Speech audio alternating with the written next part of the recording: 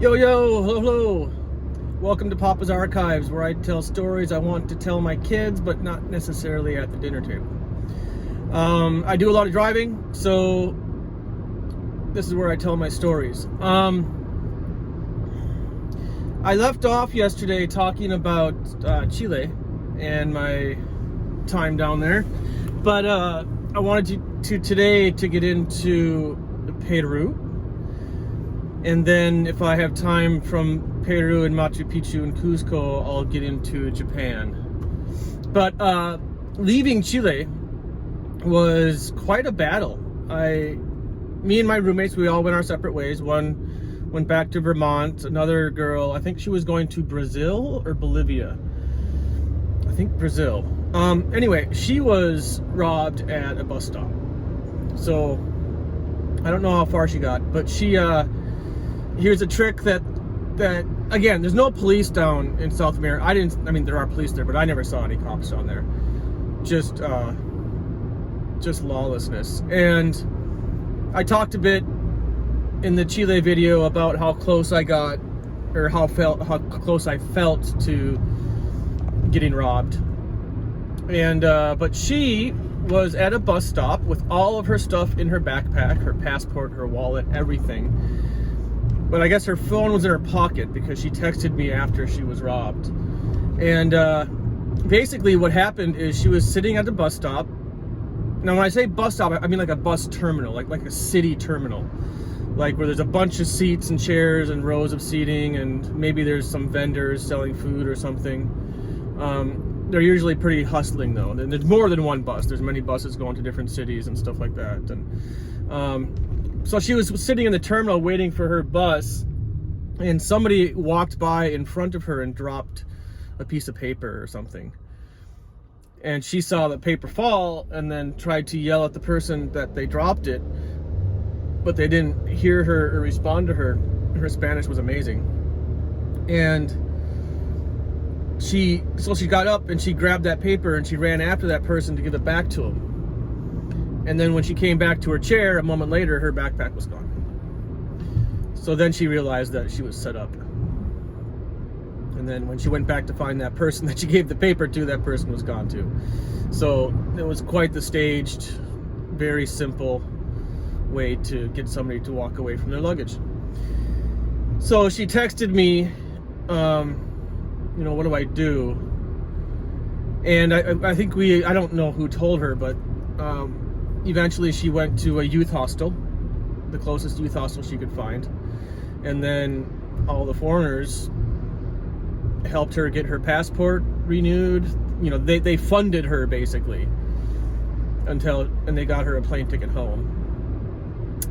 Again, when there's no cops, people come together. So, thankfully she wasn't like hurt and then robbed. She was a tough girl, but she was traveling alone too. And, being robbed that way is like the way to get robbed. But you gotta carry your stuff on your body. You can't put your passport in your backpack. That has to be on your body. I used a belt with webbing, like it was made out of webbing, tubular webbing. And then it was like 1 inch or 1.5 inch webbing, and then I cut the end off it. You just buy this at a climbing store.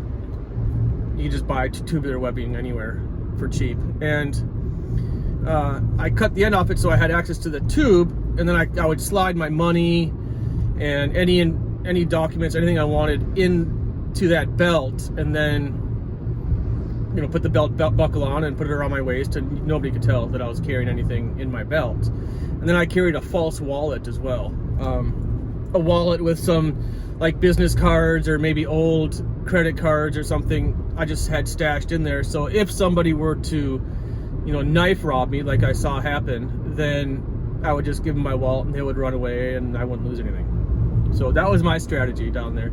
They make nicer stuff now to hide your stuff, but if you don't have something to give them, then what are you gonna do? They're gonna keep begging for more. So hiding it's not good enough. You need to have fakes on you.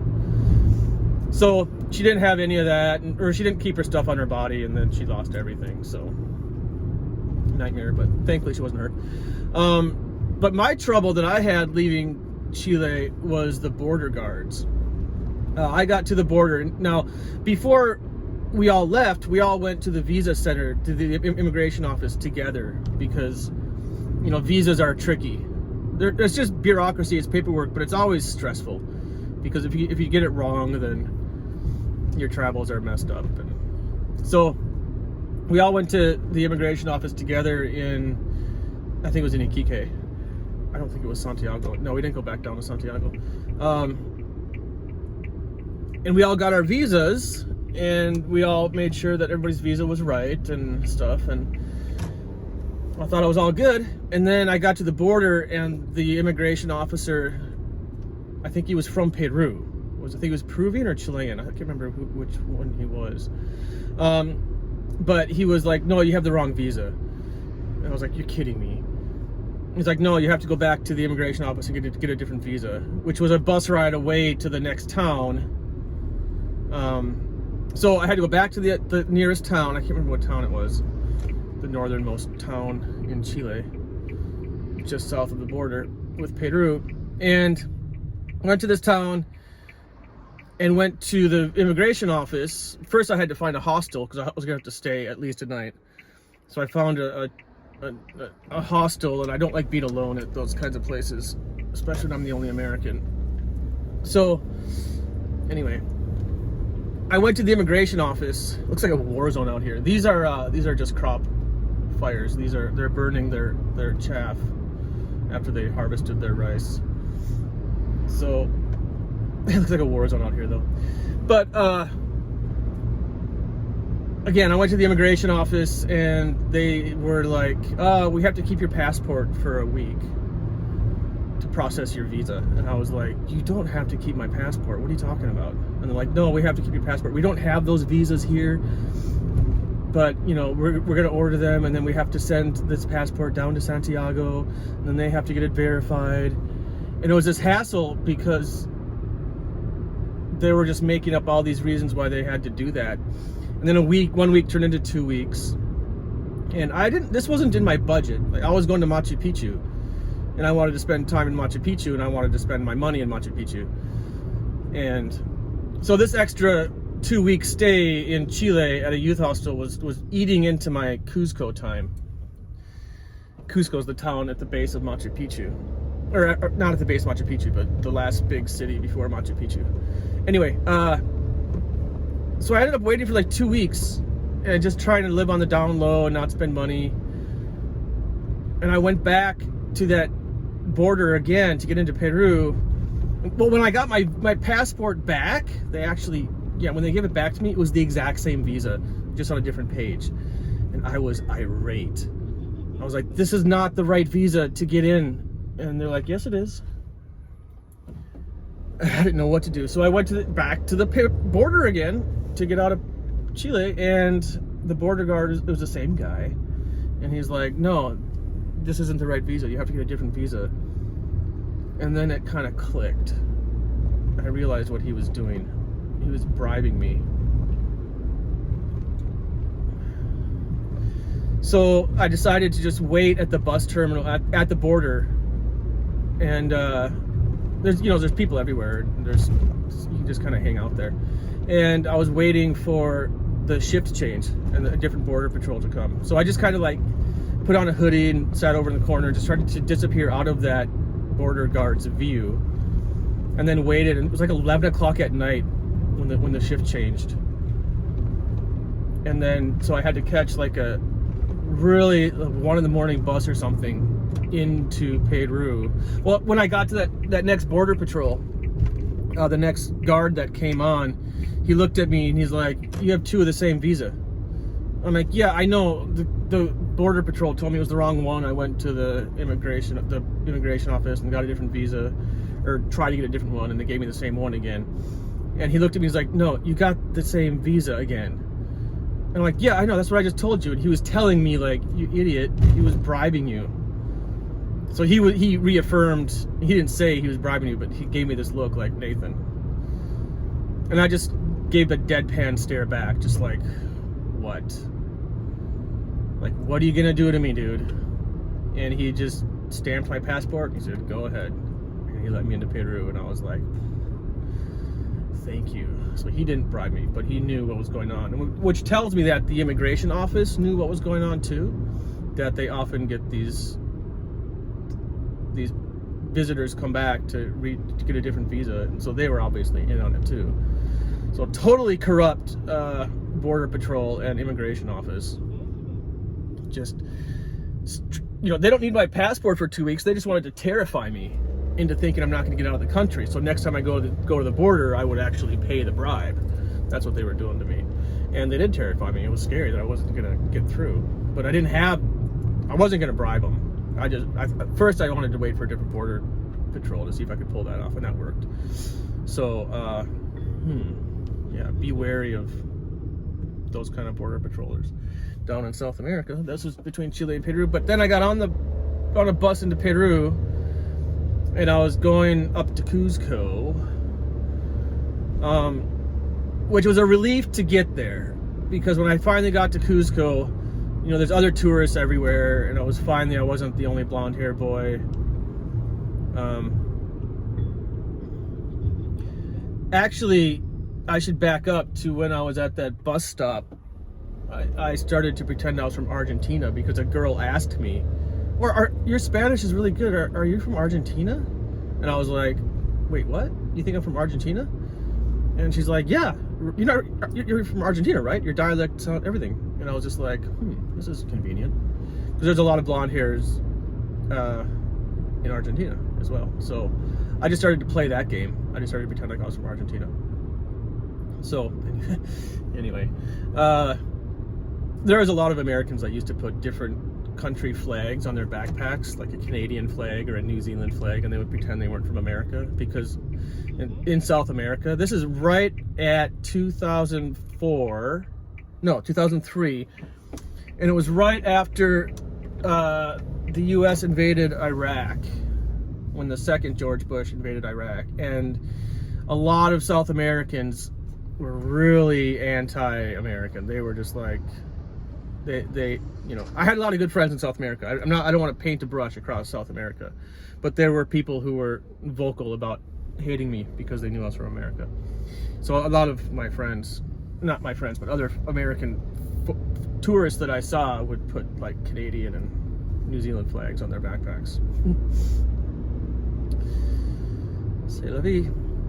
Well, when I got to Cuzco, I was relieved because, woohoo, Cuzco, I'm finally here. And I spent like, I think 3 weeks in Cuzco. I wanted to stay. That place was gorgeous. Just the architecture, the culture, the food, everything about Cuzco. I was like, I need to stay here. So I was looking for work to teach English and stay there for a while. But the pay was not going to allow me to save any money to actually get home. I was going to lose money living and working there. I couldn't line up the rent and the salary, and it was like, this isn't going to work. They were hiring, you know, half volunteers to teach English down there, and the salary was just too low, so I gave up on that. But there's so much, like, Cuzco, the city, is built like a solar calendar. Like the entire city layout, it's just, and then you can see the old Inca temples are the foundation, and on top of those are the new Spanish churches. So you can see the line from when the Spanish came and took over, basically. So there's so much culture inside that town.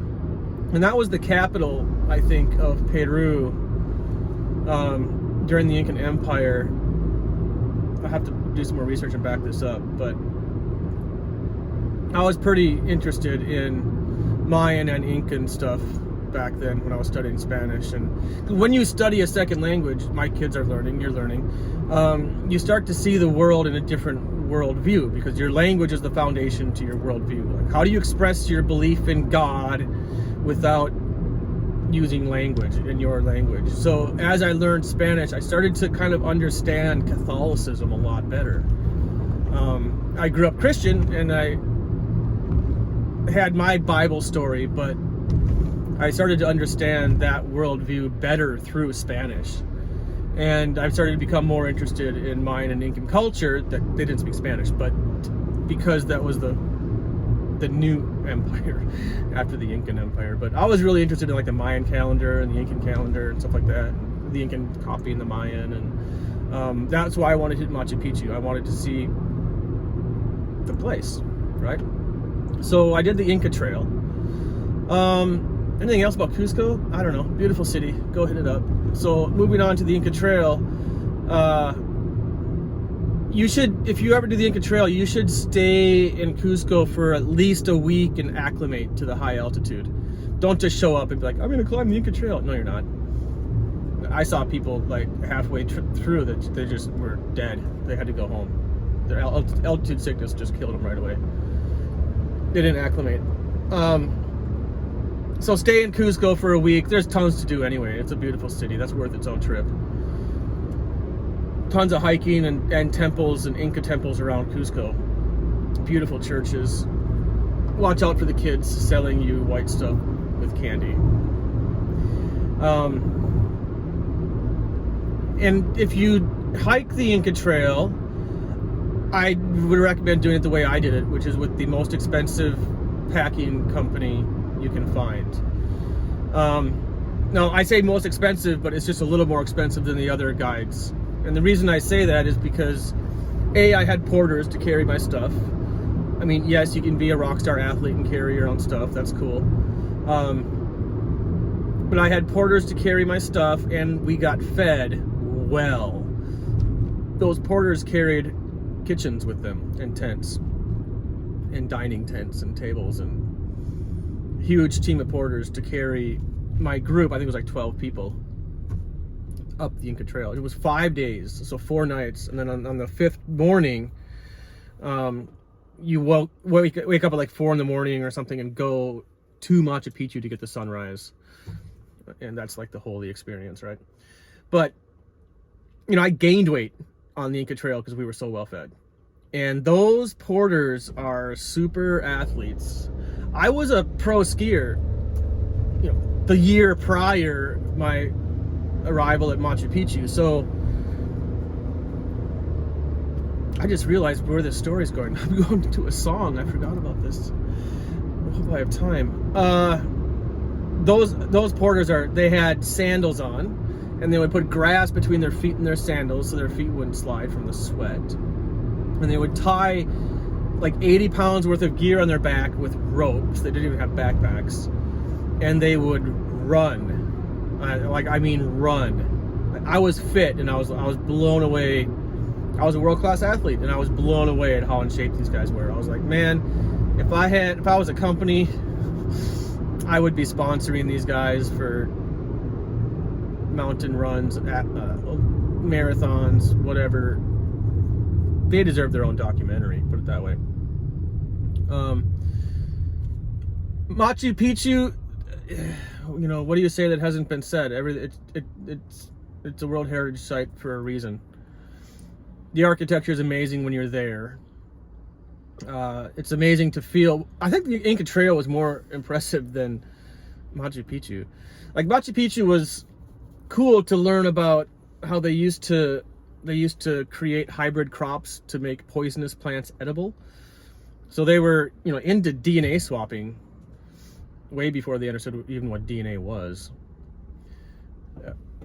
So that was cool to hear, and then just to see all that. But the trail itself, when you're walking it, you're realizing how many people are trying to imagine how many people walked it before you, and that was real. That was the spiritual part, I think, because that trail is brutal.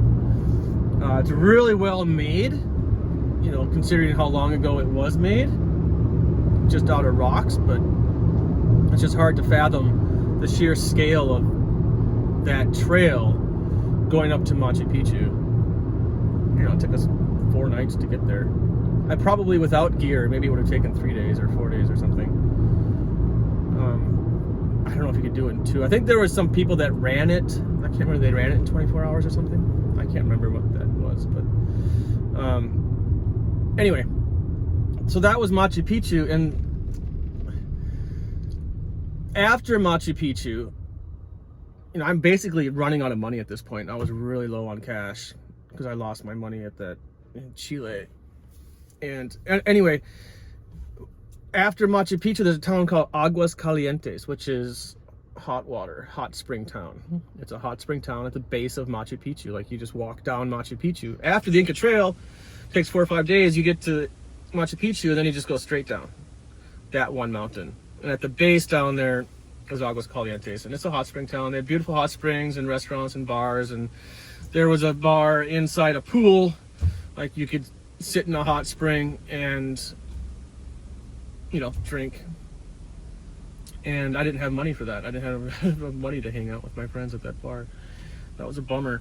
But it's a good thing, because I went to a different, cheaper bar. And I walked in, and this music is playing. And there's 50 people all talking, because it's a bar. And I can kind of hear this music. I'm like, what's this music? I know this music.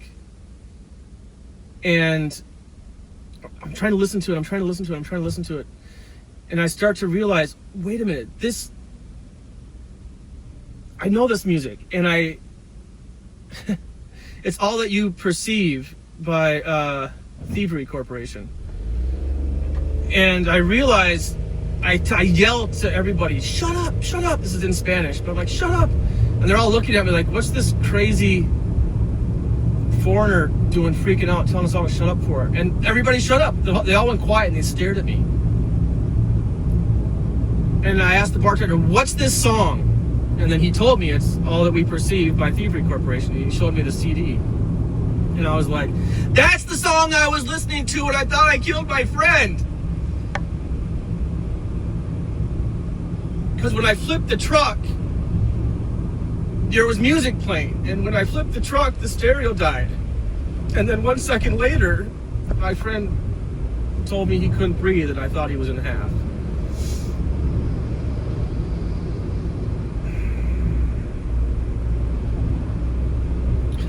I can't play that music here for copyright reasons, but there's some horns in it in the beginning of the song, and those horns are when I flipped.